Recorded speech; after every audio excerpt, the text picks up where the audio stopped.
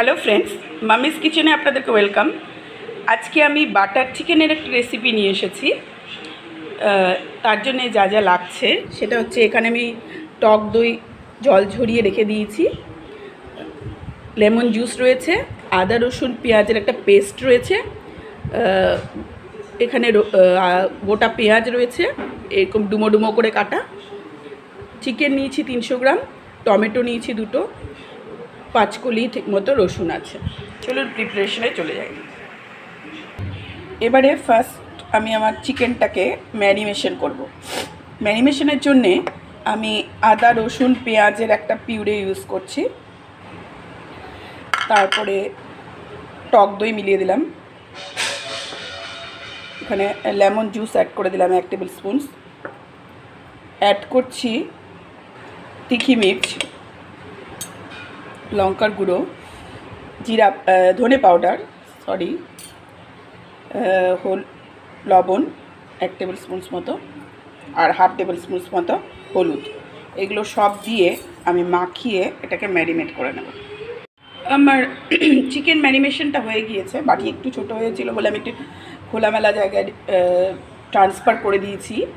এবার আমি এটাকে এইভাবে একটা বোল দিয়ে পুরো কভার করে এটাকে 4 ঘন্টা ম্যারিনেট করে নেব ফ্রিজে। 4 ঘন্টা আমি ফ্রিজে রেখে দিয়ে ম্যারিনেটটা কমপ্লিট করব। কড়াইয়ে আমি 100 ml মতো জল গরম করেছি, 1 চামচ বাটার মিলিয়ে দিয়েছিলাম ওর মধ্যে। এবারে ওতে আমি 2টো তেজপাতা অ্যাড করলাম, একটা শুকনো লঙ্কা অ্যাড করছি, এইভাবে চপ করা 2টো টমেটো অ্যাড করে দিলাম, 3টে পেঁয়াজ আমি ফাইন চপ করিনি, এইভাবে ডুমো ডুমো করে কেটে রেখেছিলাম, সেটাও অ্যাড করলাম, আর 4-5 কলি মতো রসুন অ্যাড করে দিলাম। এবারে ওতে আমি 2টো দারচিনি অ্যাড করে দিচ্ছি, আর 1/2 টেবিল স্পুন মতো নুন অ্যাড করে দিলাম। এগুলোকে ভালো মতো মিলিয়ে নিয়ে আমি 5 মিনিট মতো মিডিয়াম ফ্লেমে ঢাকা দিয়ে বয়েল করে নেব। এটাকে আমি 5 মিনিটের জন্য মিডিয়াম ফ্লেমে ছেড়ে দিলাম। 5 মিনিট হয়ে গিয়েছে, এবারে আমি গ্যাস অফ করে দেবো। আমার এগুলো সফট হয়ে এসেছে, পেঁয়াজ টমেটো। এবার ওর থেকে আমি এই তেজপাতাগুলোকে সরিয়ে দেব। তেজপাতা আর দারচিনির যে টুকরোটা রয়েছে সেগুলো এখান থেকে বের করে দিয়ে এই পাল্পটাকে এবার আমি ঠান্ডা হতে দেব। এটাকে আমি একদম নর্মাল টেম্পারেচারে নিয়ে এসে এটাকে একটা পিউরে বানাবো। আমার এই অনিয়ন আর টমেটোর যে বয়েল করে রেখেছিলাম সেটা ঠান্ডা হয়ে গিয়েছে। আমি টমেটোর ওপরকার যে স্কিনটা সেটা আলাদা করে দিয়েছি। এবার আমি এটাকে একটা পাল্প তৈরি করে নেব গ্রাইন্ডারে দিয়ে। আমার পাল্পটা রেডি হয়ে এরকম হয়ে গিয়েছে, এটাই আমার গ্রেভি হবে বাটার চিকেনের। এবার আমি চলে যাব নেক্সট স্টেপে। আমি কড়াইয়ে একটু অলিভ অয়েল আর বাটার মেল্ট করে নিয়েছি। আপনারা চাইলে সানফ্লাওয়ার বা যে কোনো নর্মাল অয়েল ইউজ করতে পারেন, লাইট অয়েলগুলো। এবারে এতে আমি ম্যারিনেট করা চিকেনগুলো ফ্রাই করে নেব। চিকেনগুলো আমি দিয়ে দিয়েছি। চিকেন ফ্রাইয়ের সময় একটা ব্যাপার মাথায় রাখবেন যে এইভাবে চিকেনগুলো নিচটা পুরো ব্রাউন হয়ে যাওয়ার পরে এটাকে আপনি উল্টে দিয়ে আবার উপর দিয়ে, যেমন আমরা কাবাবের জন্য মানে গ্রিল করি সেরকমই এটাকে আপনারা কড়াইয়ে ফ্রাই করবেন। চাইলে এটাকে আপনারা কোনো গ্যাস তন্দুর বা মাইক্রোওয়েভেও ফ্রাই করতে পারেন, তাতে ব্রাউন ইয়েটা ভালো হবে। তবে আমি আজকে কোনো মেশিন ছাড়াই নর্মালি কড়াইতেই সেটা করার চেষ্টা করেছি। দেখা যাক কতদূর কী হচ্ছে। যাকে এটা মোটামুটি 3 মিনিট মিডিয়াম ফ্লেমে নিচটা গোল্ডেন হয়ে যাওয়ার পরে আমি এটাকে উল্টে দেবো। 5 মিনিট হয়ে গিয়েছে, এবার আমি এই পাশটা উল্টে দেবো। এটাকে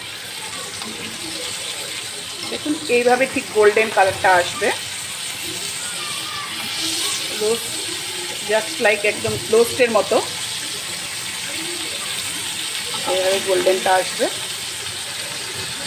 এভাবে প্রতিটাই আমি উল্টে আবারও এটাকে মিডিয়াম ফ্লেমে উল্টো পিঠটা এভাবে রোস্ট ফ্রাই করে নেব।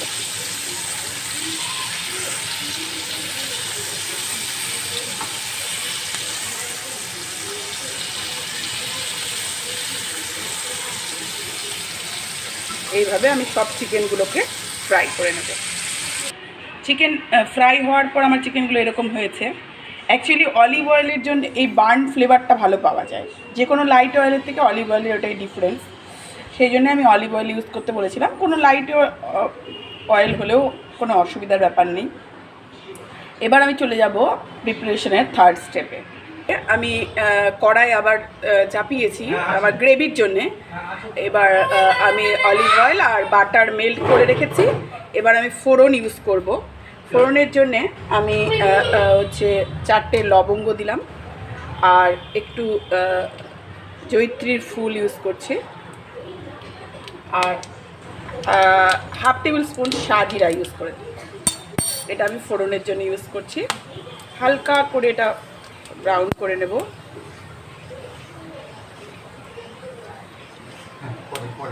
হালকা ব্রাউন আমার হয়ে গিয়েছে ফোড়ন, বেশি ফ্রাই করব না, একদম লো ফ্লেমে আমি এবার আবার এই তৈরি করে রাখা পিউরেটা অ্যাড করব।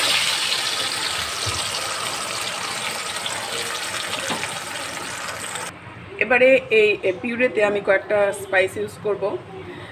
হাফ টেবিল স্পুনস কাশ্মীরি মির্চ পাউডার, হাফ টেবিল স্পুনস হলুদ গুঁড়ো, 1 টেবিল স্পুনস থেকে একটু কম লবণ অ্যাড করলাম, এটা আপনারা স্বাদ মতো দেবেন, আর হাফ টেবিল স্পুনস আমি চিনি অ্যাড করে দিলাম। এবারে এই গ্রেভিটাকে আমি মিডিয়াম ফ্লেমে 5 থেকে 7 মিনিট কুক করে নেব। এইভাবে আমি কুক করব। আমার গ্রেভি সেট হয়ে এসেছে। এবার আমি ওতে আমার ফ্রাই করে রাখা চিকেনগুলো অ্যাড করে দেব। অ্যাড করে আমি এটাকে 5 মিনিট আবার কুক করব।